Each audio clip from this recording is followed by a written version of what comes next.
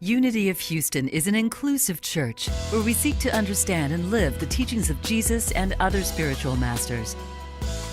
At Unity, we welcome all people from all spiritual paths and every walk of life. We celebrate the diversity of our city and of our world, and we teach love, tolerance, and oneness, seeking to live in harmony with open minds and open hearts. Wherever you are in your spiritual path, you are always welcome at Unity. Join us and discover that the life of your dreams is already within you. We are blessed. We are blessed tonight. Thank you, Siobhan. Thank you, Wednesday Night Live Band. Repeat after me. I say goodbye to fear. I say goodbye to fear. I remember what I am. I remember what I am. I am divine. I am divine. And so it is. So it is. See, Reverend Karen, we're practicing denials and affirmations. She reminded us Unity's the fourth principle, right? And brought that to us on Sunday. So tonight we are here for part 3 of our Taking Our Next Step series that we launched off our year with. And the message that I'm bringing to you tonight is healing and revealing.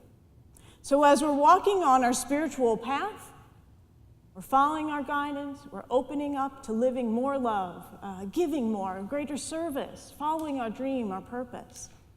There's a process of healing, doing some spiritual healing, inner healing work, and revealing, spirit revealing. And I got this from a prayer that I learned earlier in my Unity training, and it's called the Grace Prayer.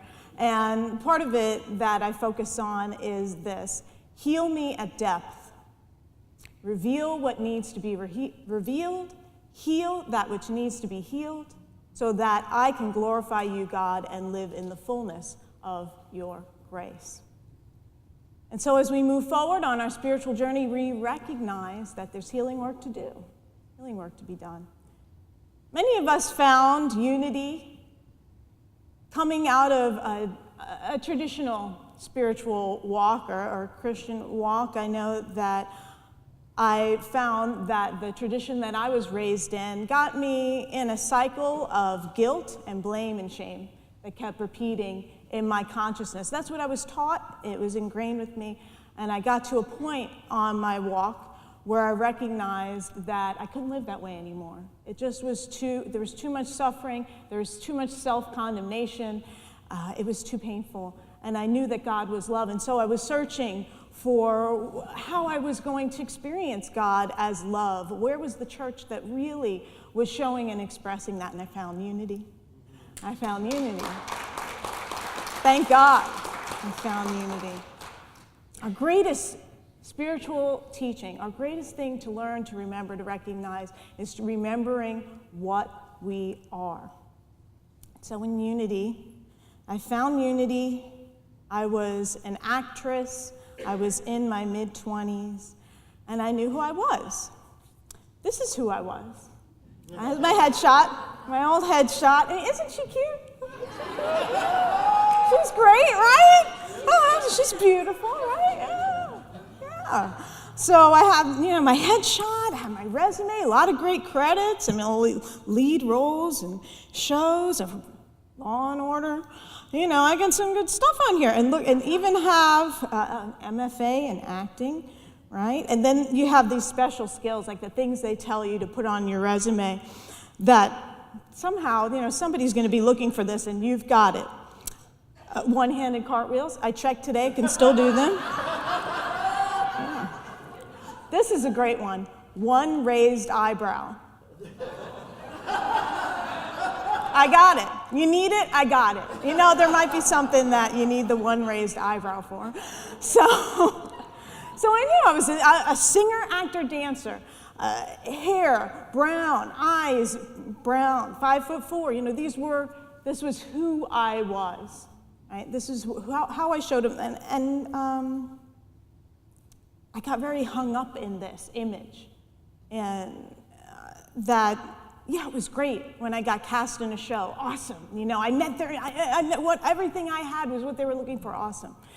But if you know the life of a performer, you know that there's a lot more rejection There's a lot more rejection than there are booked roles. And I imagine even Meryl Streep got turned down for something, right? At some point she must have got turned down for a few things that she wanted, right? We're just never perfect for every role. And so I had to face rejection, and facing rejection a lot, and they put the blame on the other person, like, this and that, whatever. And then there's so many reasons why you might not get a part. It could be you look like their ex-girlfriend. There are a lot of factors, right? A lot of times I put the blame on myself. I was not enough, not tall enough, talented enough, whatever, you fill in the blank. I was really limited by how, I limited myself by how I saw myself. And I was really making myself sick over this constant looking into myself. What's wrong? Why isn't this working out better for me? At times when it was difficult and challenging. I was working so hard in my career, and at that time, before I found Unity, really, I thought that God was punishing me, because I thought, well, God got me this far in my path, and I know that my talents are God-given, I'm here to express them, and now why am I stuck? Why aren't I moving past this? Have you ever felt stuck in your life? Felt stuck like where you feel like God took you so far, and then, hey, what happened? Where's the guidance? Where's the person to help me out? Where's that thing? I feel like I'm treading water and just trying to get, where's the next big break? It's often in our weakest human moments that we surrender and we open up to the truth, and we find our strength, our greatest strength, in the divine. This happened to Paul of Tarsus, the Apostle Paul in the Bible. He talked about the thorn in the flesh, and it's kind of mysterious what it is. I don't really know what it is, not really defined. He said he had a thorn in the flesh, and he repeatedly prayed that it be removed. And the Lord, his own spiritual nature, responded, and this is from 2 Corinthians 12:9, "My power is made perfect in weakness." My power is made perfect in weakness. What does that mean for us? Well, when we have a weakness in the body or in the mind, we can tend to be more open to our divine nature, because we recognize that's not working. We can't depend on that anymore. We've got to open up to the greatness within us and discover our true power. So we can really see every healing need, mind, body healing need, as an opportunity for a greater awareness of our true nature and a coming into a knowingness of our own wholeness. So at Unity, I started shifting my understanding of myself. We had these affirmations. I started to apply them into my life. I am a child of God. That was a huge one for me. I'm a child of God because I so defined myself as a child of my parents, and that I would just inherit their ways, and they're both New York Italians, very, very expressive people, and I thought, and they're great, but there's always issues that you have with your parents, and things you might not want to replicate, right? So, wow, but I'm a child of God. There's so much more for me to inherit than that experience of what my parents did their best, and that knowing that I'm a child of the infinite and that my potential is infinite. It was a huge paradigm shift for me. God and I are one. God and I are one. I thought God was, at the church, or Jesus, be one. That was huge. Wow. I just sat, oh my gosh. And then later learning I am divine, really knowing I'm divine. So some of my greatest healing that I did in Unity was changing what we call our stinking thinking, our less than thinking. That stuff that's just not keeping us stuck, keeping us limited, and seeing ourselves as just a personality and ego, just a headshot and resume, and that's it. So I learned I'm so much more than this. I'm more than the raised eyebrow and the special skills, right? And that I'm not my body. I have a body. I'm not my body. Isn't who I am. I'm so caught up in my image. My body isn't who I am. I have a body. I'm divine. I'm one with God. And we tend to think our body and mind are separate. We say body, mind, spirit, like they're separate from spirit, but it's all one. So our body and mind are spiritual. They're not spiritual. You can't take your body away from your mind and spirit, right? You can't take spirit out of the body. It's all one. It's all one experience. So I knew that there was a greater power in me that wanted to be expressed. I had sensed it. There's something greater that wanted to come forth. And I finally understood what it was, that it is what I am. It is what I am, wanting to be expressed. And Unity gave me language for that and a greater understanding for that. Things changed when I changed my thinking.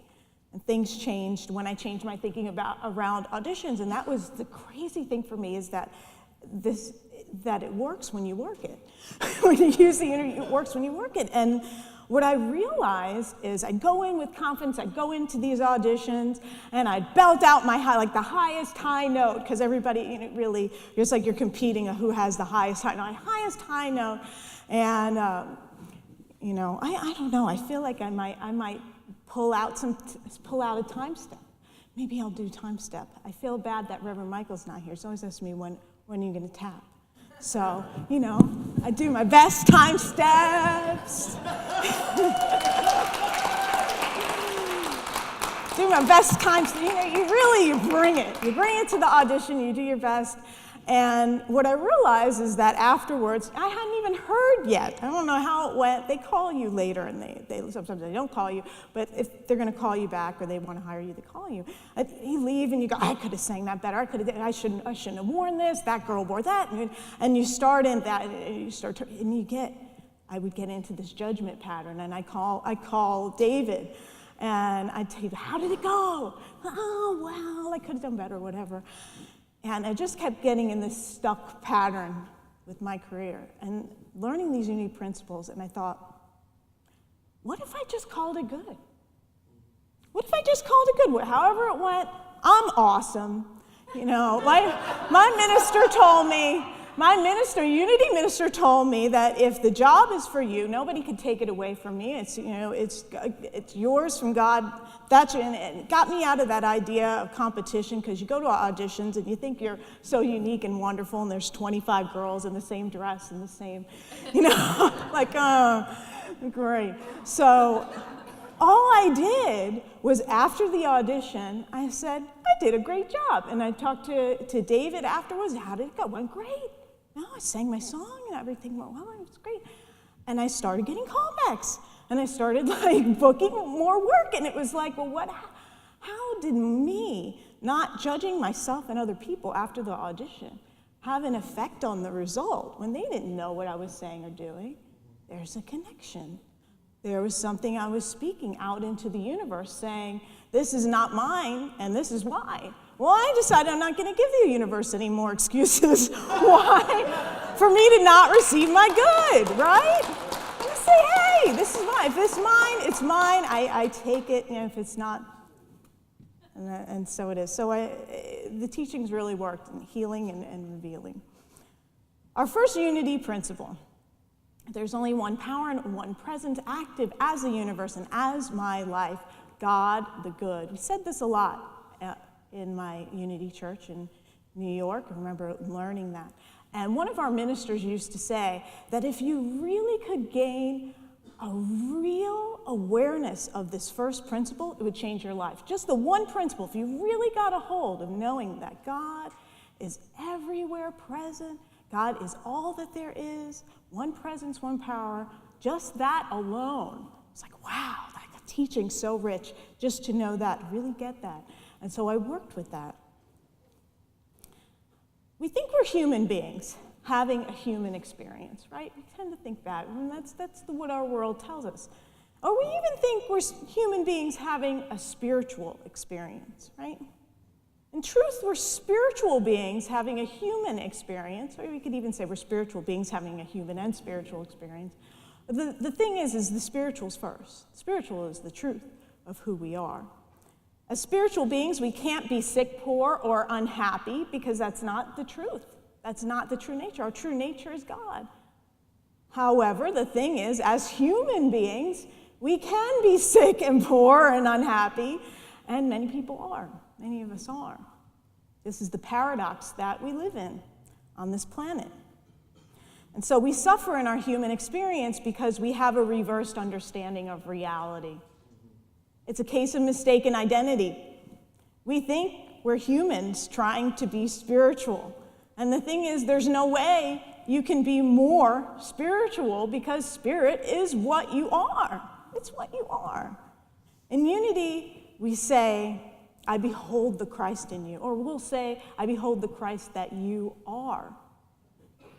And the Christ is our name for our true nature. We could call it your higher self. Buddhists call it your Buddha nature. As humans, we tend to see people like this. You're this. You're the headshot and resume. You're all you've done. You're what you look like, and that's it. We don't see them for who they truly are. And in unity, we practice seeing each other for who we really are, which is why we exchange that saying, I behold the Christ you are, behold the Christ that you are, to remember and to remind each other. The beautiful practice that we do of reminding each other the truth of who we are. We need to remember. As I was thinking about this part of my talk, I remembered that Michael Gott has this song, When I Forget, Will You Remember for Me? Help me see what you see when I forget. Help me see what you see. That's why we're here in unity. We've got to help each other.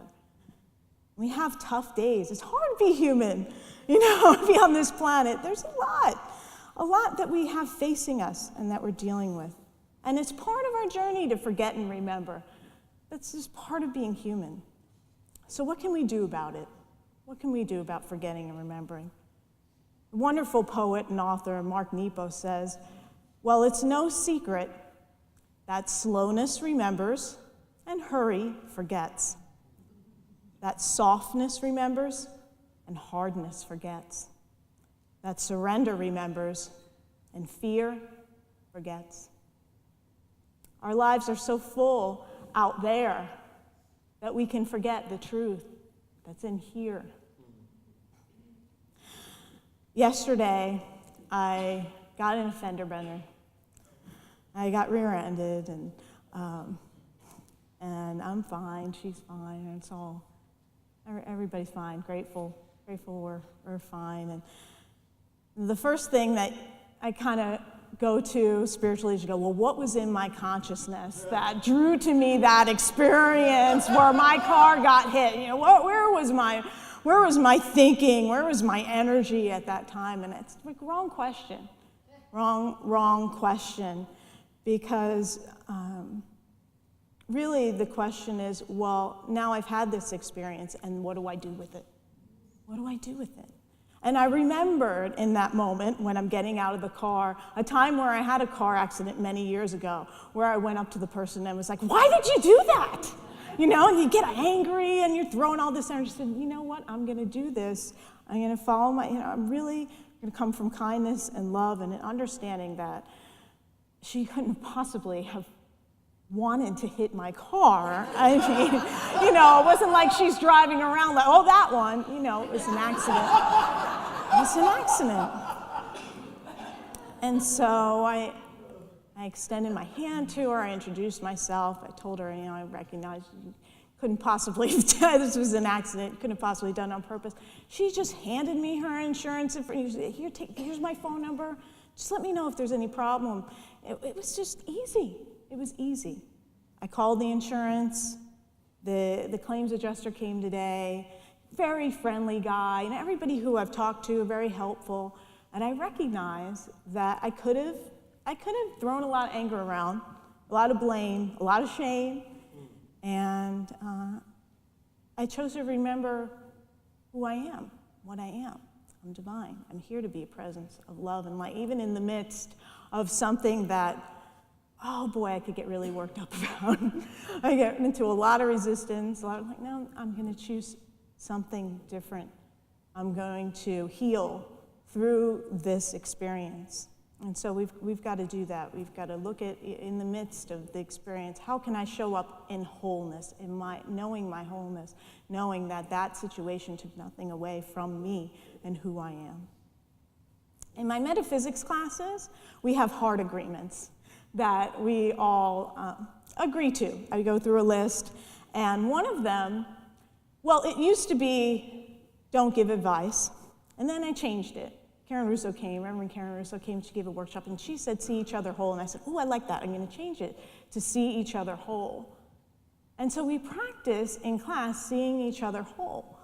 And how is that different from don't give advice? Well, because when you see each other whole, you don't need to be fixed. You don't need to give advice because you recognize that the other person has the answers within them and they can share their difficulties, their experiences, and you can know, hey, that answer that they need, what they're seeing, it's already present within them. Seeing them as their divine nature, that's our work that we do in spiritual community together.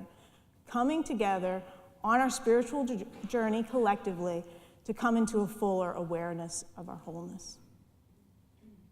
So our prayer, heal what needs to be healed. Heal what needs to be healed. Our greatest healing, I believe, is our healing from the belief in our separation from God. It's the biggest healing on our work that we do on this planet.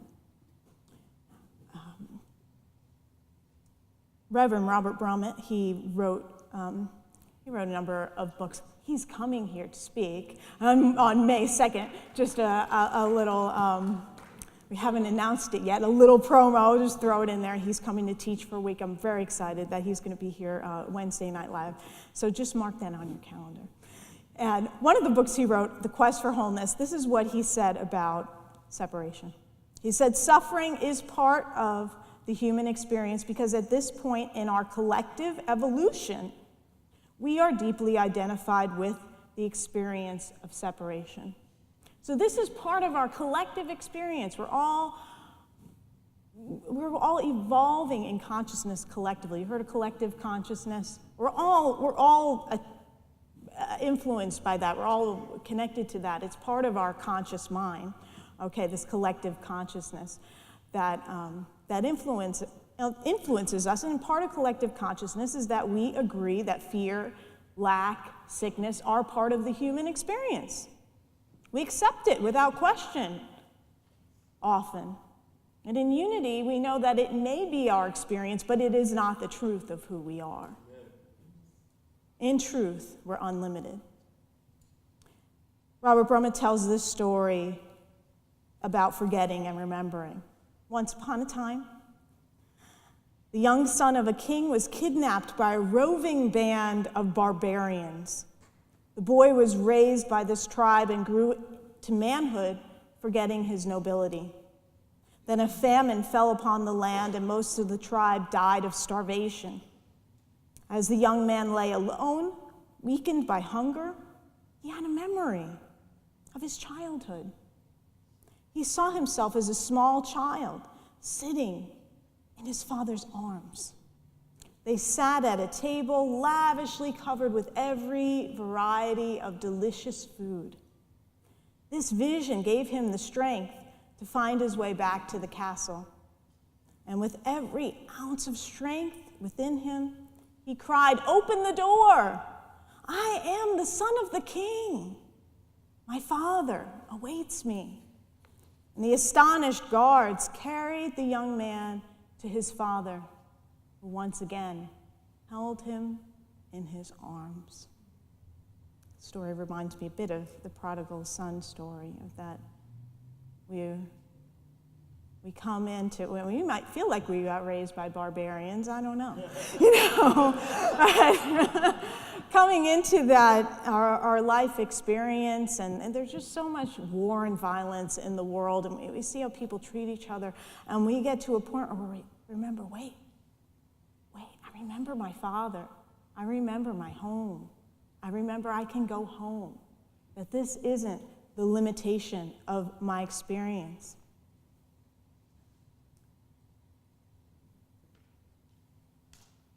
Like the Son, we've forgotten our nobility. We've forgotten that we are sons and daughters of the Most High.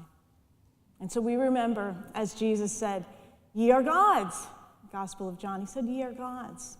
But you forgot. You just forgot. It's as if we've fallen asleep and we've accepted the illusion.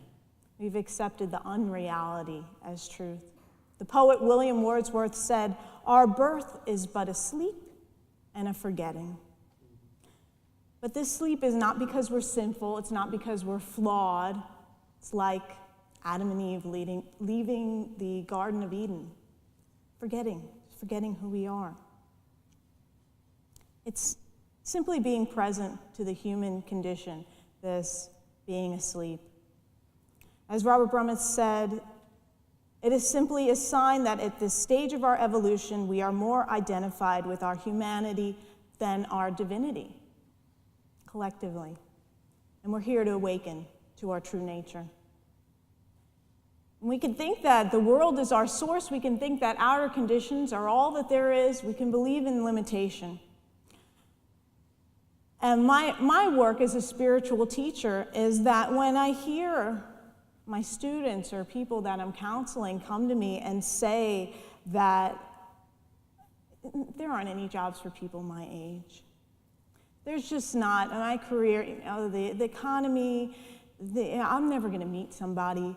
I'm never, all these words of limitation. And my job is to see the possibility, to hold that space, to remind them of who they are, and to bring them up into an awareness, to hold that space and the awareness of their wholeness, their potential, their possibility.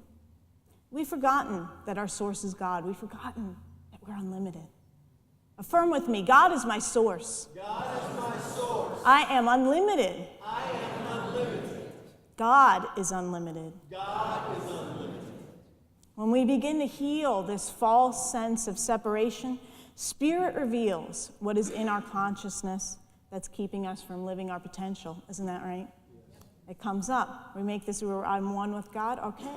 Then we recognize some things that aren't so much oneness, right? And so we pray, reveal what needs to be revealed. What needs, okay? So the part of the prayer is that we're revealing what needs to be revealed in the moment. It's not everything. Because imagine if we try to do it all at once, it's overwhelming, right? That's why we're on a journey. It takes time. When people say, why does it take 25 classes to complete the spiritual education and enrichment personal development program in Unity? So many classes. Well, because one 5-week, 10-hour class is not going to do it. We have a lot to heal, and it takes time, and it would really be, it could be very detrimental to try to do that all in 10 hours. You want to spread it out. Now, you've heard of this thing called chemicalization, when an old idea meets that new thought of truth, and sometimes you can have physical experience, and so sometimes, things go wrong before they go right, so we pace it out. This is part of our journey. We heal what needs to be healed, reveal what needs to be revealed. Not that we don't have to do it all at once. You just take it as it comes and trust that Spirit is revealing what needs to be revealed in the moment to be healed, to be known, to transform. So this part of the prayer expresses our willingness.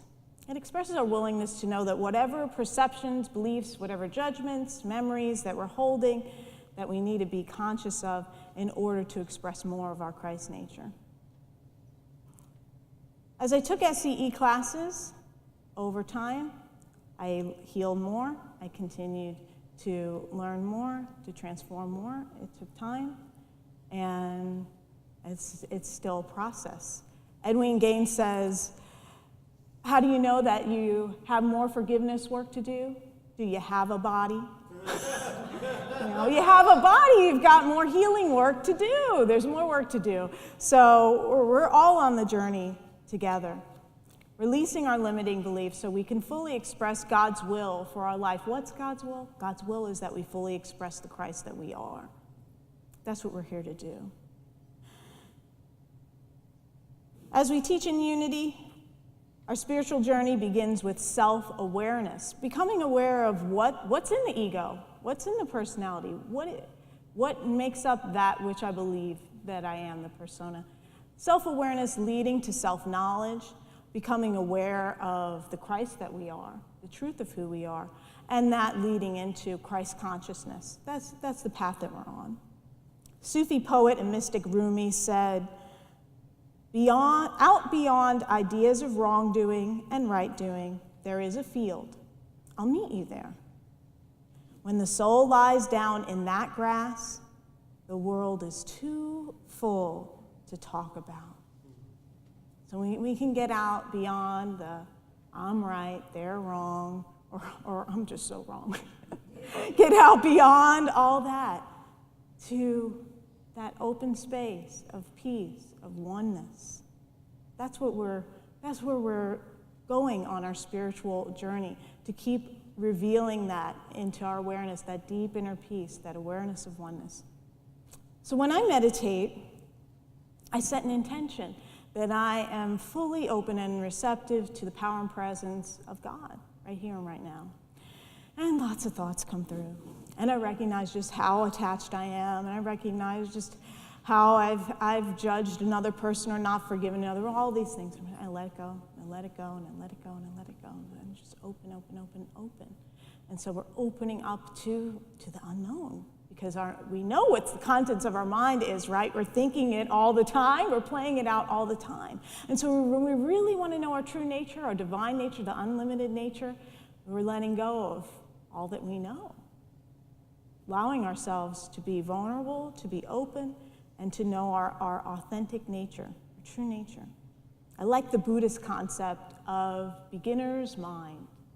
Beginner's mind, letting go of preconceived notions of what the experience is going to be or what God is, and opening up to what really is, opening up to the unknown. So we may not know where our spiritual journey is taking us. It may be unknown. We may not even know what we're doing. What's important is to know what we are, to know what we are. We are divine. God is our source. Everything we need to live our purpose is available to us within. So important for us to remember and to know that. We're on a journey of healing leading to us becoming whole and to knowing that we already are whole. That's the paradox, right? We already are whole, and we're consciously becoming more whole. We're awakening to the discovery of our true self. Poet T.S. Eliot wrote, "At the end of all our exploring will be to arrive where we started and to know the place for the first time." Enjoy the journey. God bless you. Thank you for watching this message today. I'd like to invite you to join us in person here on campus at Unity of Houston for Sunday morning or Wednesday evening services. If you can't be with us here on our campus, you can still join us live on Facebook or on our website, unityhouston.org, Sunday mornings at 11 a.m. Central.